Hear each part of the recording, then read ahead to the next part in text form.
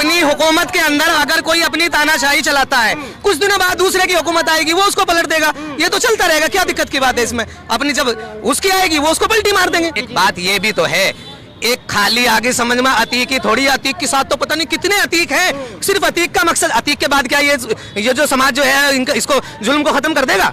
चलो अगर अतीक के खाली खत्म होने से अगर पूरा जो है जुल्म खत्म हो जाता है तो पक्की बात है सारा समाज लेके उस चीज को खत्म करो। अस्सलामुअलैकुम दोस्तों, वेलकम टू सेकुलर मियां भाई चैनल। आपको बता दूं कि उत्तर प्रदेश पुलिस के खुद के अपने रूल्स है। जी हां, अगर कोई अपराधी किसी पुलिस वाले को मारता है तो पुलिस हर हाल में बदला लेती है, यानी कि उसे ठोक देती है। मगर डीएसपी जियाउल हक को मारने वाले राजा भैया का क्या हुआ? जी हाँ, उसके कुत्तों का भी एनकाउंटर नहीं हुआ। कातिल का हिंदू और मकतूल का मुसलमान होना ही बड़ी वजह रही है। तो जाहिर सी बात है, कल अतीक अहमद का बेटा असद अहमद को शहीद कर दिया गया। पुलिस एनकाउंटर में मारे गए अतीक के बेटे असद के बारे में वहां पर की लोकल आवाम क्या कह रही है, आइए सुनते हैं।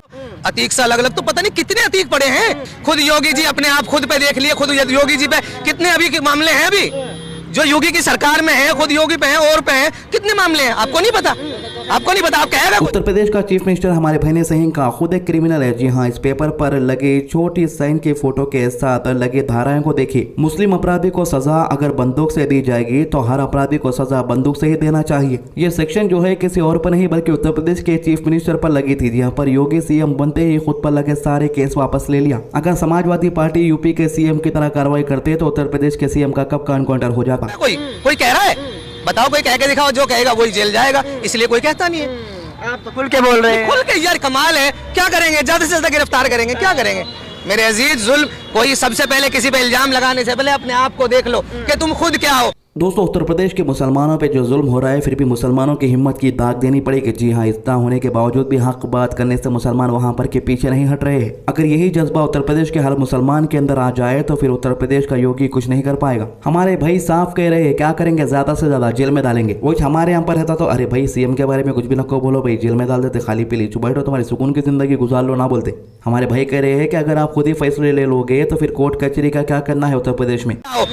कि अगर आप खुद ही फैसले ले लोगे तो फिर ये कोर्ट कचहरी काहे के लिए बनाई गई है? अगर हम खुद ही फैसला ले लेंगे या तो फिर इनमें ये बंद होनी चाहिए। अच्छा। जब कोई मसला आता है कोई भी तो उसमें तो आप उठा देते हो कि कोर्ट हैगी, कोर्ट हैगी, और जब ऐसी बातें हैं तो कोर्ट साइड में हो जाती है। फिर कहते हैं कि हमारी आवाज मीडिया दिखाती नहीं, मीडिया बिक चुकी है, इसीलिए तो आप लोगों के बीच में दिखाओ या नहीं दिखाओ, वो ऊपरले वाले की जो आवाज है ना वो सबको बता देती है। वो जो आवाज है ना जो सबकी सुनता है वो सबकी सुनेगा। जब से ये दुनिया बनी पता नहीं कितने बादशाह और कितने हुक्मरान आए और चले गए। ये दोनों में से एक अपने आप को उत्तर प्रदेश का बादशाह समझ रहा है तो दूसरा अपने आप को इंडिया का बादशाह समझ रहा है। इन्हें नहीं पता है कि गद्दी हमेशा के लिए नहीं होती और ये जो कुछ भी कर रहे हैं आने वाले वक्त में हर चीज के ऊपर कार्रवाई की जाएगी। कई सालों तक दुनिया पे हुकूमत करने वाला फिरौन मिट्टी में मिल गया तो फिर ये दोनों क्या चीज है? एक मुस्लिम शख्स का एनकाउंटर करके बगैर किसी सबूत के कोर्ट में पेश किए उसको शहीद कर दिया गया। वहाँ पर के मुसलमानों से सवाल कर रही थी घोड़ी मीडिया, तो इस भाई ने घोड़ी मीडिया को जमकर धोया है। आप क्या कर रहे हो? मोदी, हिंदू, मुसलमान, मंदिर, मस्जिद, इसके अलावा कोई काम है? सर मैंने कोई काम है? सर सही कोई काम है मीडिया को? ये बता दीजिए। गलत दिखाया, मैं चिल्लाया यार, आप चिल्लाए नहीं जाते। नफरत बंद कर दो मेरे भाई, देश बर्बाद हो जाएगा। तो बताइए, माफियाओं के साथ कार्रवाई होनी जो दिखाना गलत है, सही आप खुद बताइए। सही है तो बस मैंने क्या कहा? माफिया और भी बहुत माफिया है उत्तर प्रदेश में, अतीक और मुख्तारी थोड़ी है और माफियाओं के भी। आप जाकर अब पूर्वांचल जाइए, चैनल के जो दलाल गोदी मीडिया ना, एक भी सर पे बाल नहीं रहने का। जनता जाके हिसाब करना जानती है। जब अंग्रेजों को खदेड़ दिया तो आप जैसे लोगों कोई अंग्रेजों को, मुगलों को, सबको खदेड़ा, सब कुछ खदेड़ा। अब मुगलों की बात पर आ गए आप भाई साहब। ये यहाँ से टाइम टमेला बंद कर दो। यूपी में तो बहुत से माफिया है, अतीक और मुख्तारी थोड़ी है। अतीक और मुख्तार के अलावा उत्तर प्रदेश के अंदर कई माफिया हैं। जी हाँ, हमारी बहन सदाफ आफरीन ने इस बारे में जानकारी दी है। उत्तर प्रदेश के बाहुबलियों की लिस्ट जारी की है। कुलदीप सिंह सेंगर जिसके ऊपर 28 मुकदमे हैं, 28 मुकदमे। ब्रजेश सिंह 106 मुकदमे है। जी हाँ, धनंजय पर 46 मुकदमे है। राजा भैया पर 31 मुकदमे है। उदयभान सिंह पर 83 मुकदमे है। अशोक चंदेल पर 37 मुकदमे है। विनीत सिंह पर 34 मुकदमे है। ब्रजभूषण सिंह पर 48, चुलबुल सिंह पर 53, सोनू सिंह पर 57, अजय सिंह सिपाही पर 81, पिंटू सिंह पर 23, सनी सिंह पर जो है 48, संग्राम सिंह पर 58, चुन्नी सिंह पर 42, बादशाह सिंह पर 88, अभय सिंह पर 49, मोनू सिंह पर 48। क्या अब उत्तर प्रदेश की सरकार के पास, उत्तर प्रदेश के इस पुलिस के पास इतनी हिम्मत है इन सारों का एनकाउंटर कर सके? अब जाहिर सी बात है इस लिस्ट में एक भी मुसलमान नहीं है तो पूरे के पूरे को बरी कर दिया जाएगा। अच्छा सर, एक अच्छा, मुगलों का इतिहास खत्म करोगे? हाँ सर, नहीं लाल किला नहीं, मुल्क चली ना बात, जी। लाल किला ध्वस्त करो, जहाँ से हमारे मोदी जी कहते हैं भाइयों और बहनों। जी। किसका है वो? तो मुगलों ने बनाया, उसको तोड़िए ना। गलत हटाओ। अगर नहीं, मुगलों का इतिहास है, लाल किले को तोड़िए। अच्छा। जो देश का अजूबा कहा जाता है, देश की तरफ ताजमहल को तोड़िए, चलवाइए ना बिल्डोजर। ताजमहल को तेजो महल बताते हैं अभी। अब काहे वही बात आ गई तुम्हारी मानसिकता में, चेक कर रहा था, आप अपनी मानसिकता पे उतर आए। सर आप नहीं जज कर आप सकते। उतर आए, सर आप बुलाइए अपने चैनल के हेड को, बुलाइए, वार्ता होगी।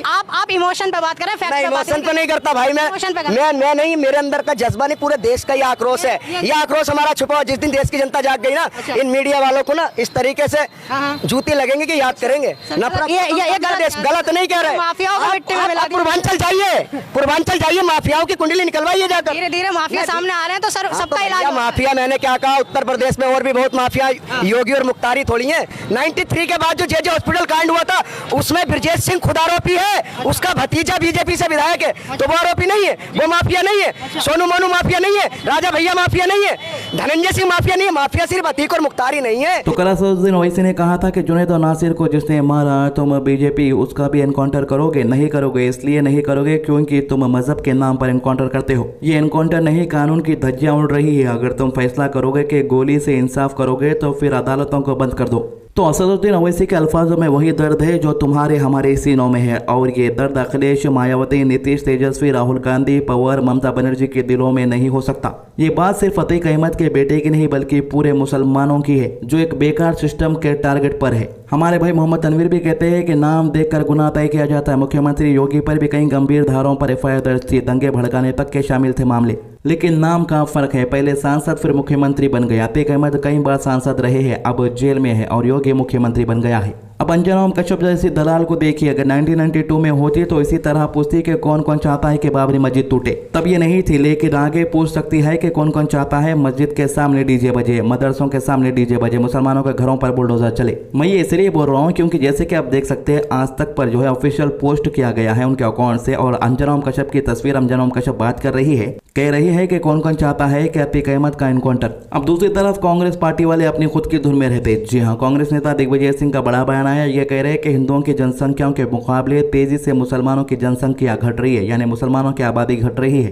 बड़ा मुद्दा है जनगणना पर। मेरा स्टैंड ये है कि जनगणना ओबीसी के आधार पर जनगणना के रिजल्ट आने चाहिए। अभी तक आपने 2011 तक के आपने जनगणना के रिजल्ट दिए, उसके बाद आपने दिए नहीं।